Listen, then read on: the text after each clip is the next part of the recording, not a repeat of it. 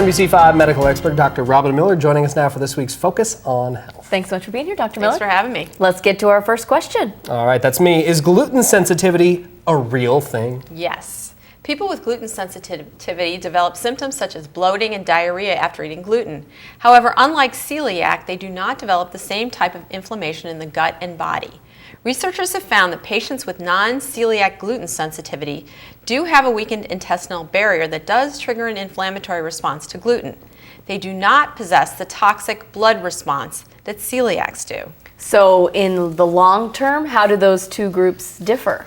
Those without celiac but with gluten sensitivity get stomach upset and bloating and whatever, but it doesn't have long-term effects like celiac.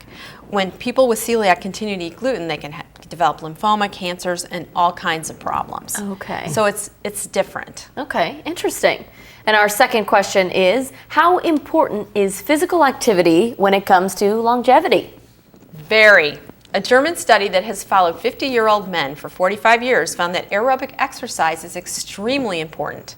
In the group they followed, those in the upper third of activity level had a 21% lower risk of mortality over the 45-year period compared to the lower third.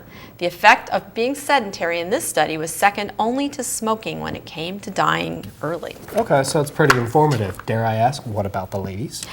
They're next. They haven't studied Okay. them yet, so they're coming. right, But well. I suspect They're going to find some similar Yeah. results. very. Okay. Interesting. All right, our last question. Can consuming omega-3 fatty acids help after a heart attack? And it's another yes. Researchers took 360 patients who had a heart attack and followed them for 6 months. Half the group took 4 grams of omega-3 fatty acids and the other half took placebo. Those who took the omega-3 had a 5.6% reduction in scarring of the non-damaged heart muscle. They also had a 5.8% improvement in their predicted outcome measures compared to the placebo group. So would you recommend that patients take like a fish oil after a heart attack? Either fish oil or eat a lot of fish. Okay. But it's definitely something that can't hurt and definitely looks like it helps. Would it be too much for them to do both of those things? Oh, not Eat a at lot all. of fish and not at all, because extra? they actually had a fair amount of fish oil. 4 grams is a lot of fish oil. So you could take a little and eat a little. Okay, there you go. Yes. We want to let you know that you can send your questions to Dr. Robin Miller right there at the address on your screen, or better yet, come on, let's face it, email them in. Dr. Miller, KOBI5.com. Look for the answers to your questions right here next Tuesday night.